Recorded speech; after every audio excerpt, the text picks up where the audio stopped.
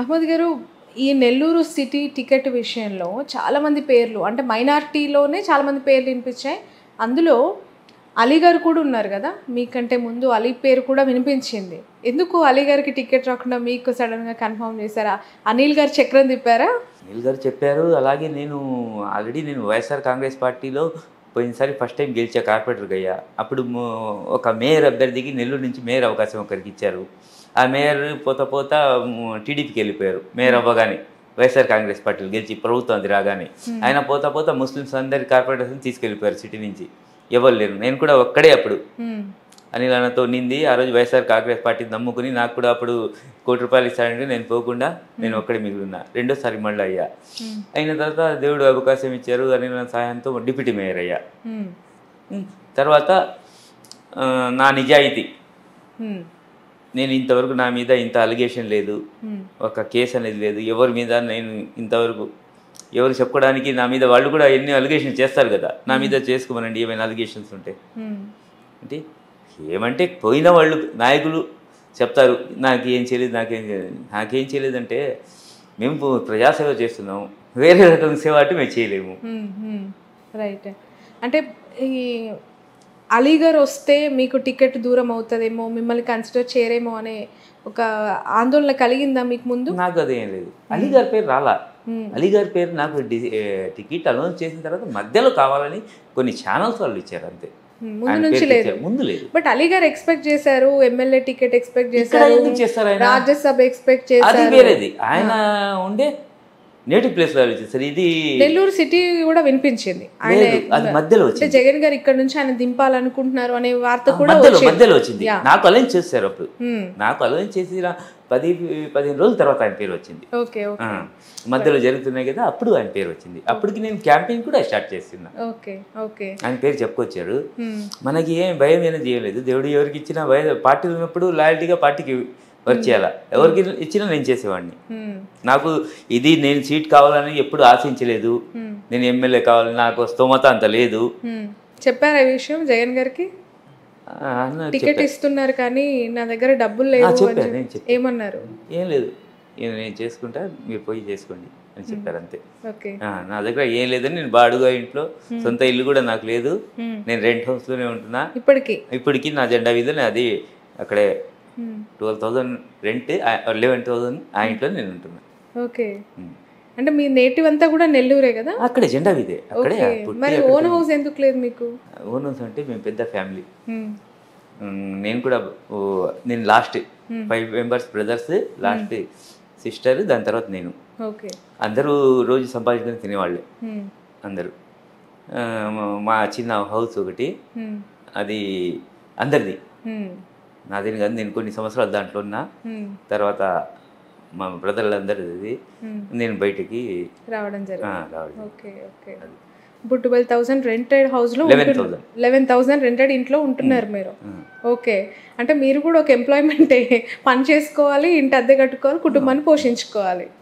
నేను బంగారు పని చేసేవాడిని. నేను పని చేసేప్పుడు బాగా ఏం పని చేసేవారు? గోల్డ్ వర్క్, చెక్కుడు పని, డిజైన్ చెక్కుతా. ఇప్పుడు మీ హ్యాండ్ ఇది ఉంది కదా, దాంట్లో డిజైన్ చెక్కుతా. చేత్తో షైనింగ్ ఉంటుంది కదా, మెరుస్తుంటది, అది మేము చెక్కేది. ఏమి హ్యాంగింగ్స్ కానీ మొత్తం చెక్కుతాం. అంటే నగల షోరూమ్ లో పనిచేసేవారు? మా ఓన్ షాప్, మేము చెక్కుతాం. వాళ్ళు నగలు తయారు చేసేవాళ్ళు మాకు తెచ్చి ఇస్తారు. ఏ డిజైన్ కావాలో అది మీరు చెక్కుతాం. డిజైన్ దాంట్లోనే ఉంటుంది, దాన్ని మేము చెక్కి దాన్ని ఇంకా డిజైన్ చేస్తాం. ఓహో, ఓకే ఓకే. మీ ఫ్యామిలీ అంతా ఇదే మీరు ఒక్కరే? నేను ఒక్కరే. ఓకే. మరి రాజకీయాలకు రావాలని ఎందుకు అనిపించింది మీకు? నేను చిన్నప్పటి నుంచి డివైఎఫ్ఐలో పనిచేసా. చిన్నప్పటి నుంచి నాకు డివైఎఫ్ఐ ఖలీల్ అని పిలుస్తారు. నేను 25 years టౌన్ కమిటీ సభ్యుడిని, 5 అలాగే పార్టీ సభ్యుడిని, సిపిఎం పార్టీ సభ్యుడిని. నేను చిన్నప్పటి నుంచి నేను కంటిన్యూ అదే. జగన్మోహన్ రెడ్డి పార్టీ పెట్టిన తర్వాత దాంట్లో పోయా అనిల్ అన్న సహకారంతో. ఆయన ఫస్ట్ టైం కాంగ్రెస్లో ఉన్నాడు, తర్వాత వైఎస్ఆర్ పార్టీ వెళ్ళిపోయారు. అప్పుడు మేము ఎందుకంటే వైఎస్ఆర్ అంటే మాకు అందరికీ ఇష్టం, మేము వేరే పార్టీ ఉన్నా. ఎందుకంటే మైనార్టీలకి 4% రిజర్వేషన్ ఇచ్చిన తర్వాత చాలామంది పిల్లకాయలు చదువుకున్నారు. దాంట్లో మా అన్న కొడుకులు ఉన్నారు. అలాగే హార్ట్ ఆపరేషన్ చేసుకుని ఆరోగ్యశ్రీ ద్వారా దాంట్లో మా బ్రదర్ కూడా ఉన్నాడు. అందుకోసం ఆయన చేసిన పథకాల ద్వారా ఒకప్పుడు హార్ట్ ఆపరేషన్ అంటే డబ్బులు లేక ఎవరు చేసుకునేవాళ్ళు చనిపోయేవాళ్ళు కదా. అలాగే ఆరోగ్యశ్రీ పెట్టిన తర్వాత వైఎస్ రాజశేఖర రెడ్డి ఆయన పుణ్యంతో చాలామంది హార్ట్ ఆపరేషన్లు అప్పుడు తెలిసాయి మేము ఫ్రీగా చేసుకోవచ్చు అని. ఎందుకంటే ఆయన అంటే మాకు అభిమానం. ఈ అభిమానంతో ఆయన తన పార్టీ పెట్టిన తర్వాత మన సీఎం గారు జగన్మోహన్ రెడ్డి గారు మేము ఇష్టంతో అనిల్తో అప్పుడు ప్రయాణం ఫస్ట్ ముస్లింలలో నేను చేరా అప్పుడు. ఓకే, కానీ మొదటి నుంచి మీరు అనిల్ గారితోనే ఉన్నారు, డిప్యూటీ మేయర్ అయ్యారు. ఆయనని తీసిన ఆ ప్లేస్లో మిమ్మల్ని పెట్టినప్పుడు బాధేసిందా? అంటే అయ్యో అనిల్ గారికి సపోర్ట్ చేశాను ఇంతకాలం, ఆయనని పక్కకు పంపించేసిన లేదు, అలాంటి ఏం లేదు. ఎందుకంటే నాకు తీసుకుపోయింది ఆయనే. ఓకే, నాకు సీఎం దగ్గర తీసుకుపోయింది ఆయన. తీసుకెళ్లారు, బట్ అది అనివార్యం, ఎందుకంటే హైకమాండ్ చెప్పింది అప్పుడు కాబట్టి. ఏమంటే అప్పటి వరకు మేము ఏం ఆలోచిస్తామంటే ఎవరు వస్తారు ఏమనేది ఒక భయం ఉండింది. వాస్తవంగా చెప్పాలంటే ఎవరు వస్తారు, అనుకూలమైన వాళ్ళు వస్తే మాకు కూడా మంచిది, అందరు కలిసి పని చేసుకోవచ్చు. ఇన్ని కాలం చేసాం, పార్టీ పెట్టినప్పటి నుంచి ఉన్నాం వైఎస్ఆర్ కాంగ్రెస్ పార్టీలో. మళ్ళా మనకు సత్సంబంధాలు బాగుండే కలిసిమెలిసి వస్తే చేస్తాం, లేకపోతే గమ్ముగా అయిపోదాం అని ఆలోచనలో ఉన్నాం. ఓకే, సో అనిల్ గారు మిమ్మల్ని తీసుకొని. ఓకే, బట్ చాలా చాలా విమర్శలు అనిల్ గారి పైన ఇక్కడ వచ్చాయి కదా. రెడ్డిలను తొక్కేశాడని, బీసీలను ఆయన అండర్లో పెట్టుకున్నారు, ఇక్కడ కులాల వర్గాల మధ్య ఘర్షణ క్రియేట్ చేశారు అనిల్ గారు అని చెప్పి. ఆయన బయటికి వెళ్ళినప్పుడు అంటే నర్సరావుపేటకు వెళ్ళిపోయిన తర్వాత పరిస్థితులు ఇంటర్నల్ పార్టీలో చక్కబడ్డాయా, పూర్తిగా సద్దుమణిగాయా? ఇక్కడ అసలు ఇంటర్నల్ పార్టీ ఇదే ఏం లేదు. ఇక్కడ జరిగింది ఏమంటే పెద్ద మనుషులకి వాళ్ళు కొంతమంది ఇప్పుడు పార్టీ మారి వెళ్ళారే, వాళ్ళకి ఏమని వాళ్ళ దగ్గర ఈయన పోవడంలే, అది వాళ్ళకి నచ్చదు. వాళ్ళ దగ్గర రావాలా ఎవరైనా. ఆయన ఒకసారి క్షమాపణ కూడా చెప్పారు.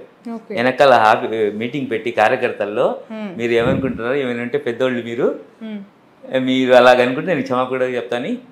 అదే పోయిన పెద్ద మనిషికి కూడా క్షమాపణ కూడా చెప్పారు కళ్యాణ మండపంలో, కార్యకర్తల సమక్షంలో, ఒక 2-3 వేల మంది సమక్షంలో. అది ఏంలే, వాళ్ళకి ఏమంటే ఈయనకి మంత్రి పదవి వచ్చింది, అప్పటి నుంచి కొంతమందికి ఇది ఈ యొక్క బీసీ క్యాండిడేట్కి మంత్రి పదవి ఇచ్చేసరి మేము ఆయన దగ్గర పోవాలా అని. ఈయన స్ట్రైట్గా ఉండే నాయకుడు, ఎవరితో ఇది ఉండదు, డైరెక్ట్ అయినా ఎవరి మీద అయినా అటాక్ చేస్తారు. ఇది కొంతమందికి నచ్చదు, అంతే తప్ప ఇక్కడ వేరే వాళ్ళకి ఎవ్వరికి ఇక్కడ విభేదాలు లేవు, ఏం లేవు. వైఎస్ఆర్ కాంగ్రెస్లో ఆయన ఒక పెద్ద మనిషి ఉన్నప్పుడు ఆయన పిలిచి అందరినీ కలిసేసి ఉంటే అయిపోయేది. వాళ్ళు కలవకుండా ఎవరిని కల్పించకుండా వాళ్ళు కొన్ని రోజులు దాన్ని అలాగే లాగారు, లాస్ట్లో వాళ్ళే పార్టీ వదిలి వెళ్ళిపోయారు. ఓకే, మీరు ఇప్పుడు ప్రచారంలో తిరుగుతూ ఉన్నారు కదా, అన్నీ కంప్లీట్ అయిపోయాయా? ఇల్లు గడప గడపకు తిరగటం కానీ ఇంకా ఉన్నాయి కొన్ని. ఇంకా ఎన్ని ఇళ్ళు తిరుగుంటారు ఇప్పటి వరకు? ఎన్ని వార్డులు కంప్లీట్ చేశారు? కంప్లీట్ అనేది కాదు, వార్డులు ఒక్కొక్క బిట్ వదిలి ఉన్నా. ఒకరోజు ఒక్కొక్క వార్డు 5 రోజులు జరుగుతుంది, 6 రోజులు జరుగుతుంది, 7 రోజులు జరుగుతుంది. నేను కంటిన్యూగా ఇటుపక్క ఒకసారి ఇటుపక్క ఒకసారి అలాగా కంటిన్యూ చేసుకుంటున్నా. కనీసం ఇప్పుడు అదే మన ప్రచారం అనేది కంప్లీట్ చేసేస్తా మొత్తం. మన కార్యకర్తలు తిరుగుతుంది, అది కాకుండా నేను ప్రతి ఒక్క గడప. ఓకే, ఇప్పుడు సంక్షేమ పథకాలు చాలా అమలు చేశాము, అవే మమ్మల్ని గెలిపిస్తాయి అని చెప్పి జగన్ గారు అంటున్నారు కదా. మీరు ప్రచారం చేస్తూ ఉన్నప్పుడు సంక్షేమ పథకాల గురించి ప్రజల నుంచి వస్తున్న స్పందన ఏంటి? ఎక్కడ లోటుపాట్లు ఉన్నాయి, ఎక్కడ మంచి పథకం ఇది మాకు బాగా నచ్చింది, మళ్ళీ మేము జగన్కే ఓటేస్తామని ఏ పథకం గురించి ఎక్కువగా అంటున్నారు ప్రజలు? మెయిన్ ఏమంటే వాలంటీర్ వ్యవస్థ చాలా ప్రతి ఒక్కరికి నచ్చింది. ఎందుకంటే ఎక్కడ వాళ్ళు బయట ఎక్కడో పోకుండా, ఇది లేకుండా అక్కడే ఇంటికి సచివాలయాలు అక్కడే ఉంటున్నాయి. ఒకవేళ వాలంటీర్ లేకపోయినా వాళ్ళు సచివాలయం పోయేసి ఏమైనా చేసుకోవాలంటే కూడా అక్కడే ఉంది. సచివాలయ వ్యవస్థ, వాలంటీర్ వ్యవస్థ ఫస్ట్. తర్వాత మోడీ కానీ పిల్లకాయలు చదువు కోసం ఈరోజు ఈ స్కూళ్ళు నాడు నేడు ద్వారా కార్పొరేట్ స్కూళ్ళు ధీటుగా గవర్నమెంట్ స్కూళ్ళు ఉన్నాయంటే ఈరోజు ఒక్కసారి చూస్తే మేము చదువుకున్నప్పుడు ఎలా ఉండే ఈ స్కూళ్ళు, ఈరోజు ప్రైవేట్ స్కూల్ కూడా పనికిరావు, కార్పొరేట్ స్కూల్ కూడా ఒక గవర్నమెంట్ స్కూల్కి పోతే. అంత డబ్బు ఖర్చు పెట్టి ఏం అవసరం ఉన్న దాంట్లో తప్పకుండా ఏ స్కూల్ అయినా, అదే బిఎస్సి స్కూల్ ఉంది ఇక్కడ ఒకటి, మీరు అది పోయి చూడండి, స్టేట్లోనే అలాగ కనబడదు. పాత హై స్కూల్కి మొత్తం పగలు కొట్టేసి, ముందు కొట్లు ఉన్నాయి మొత్తం పగలు కొట్టేసి దాంట్లో 3 స్టేడియంలు కట్టారు పిల్లకాయల కోసం. ఈరోజు అలాంటి చెప్తా, ఈరోజు మా పిల్లకాయలు గవర్నమెంట్ స్కూల్లో చదువుకుంటే ప్రైవేట్ స్కూల్ కన్నా బాగున్నాయి.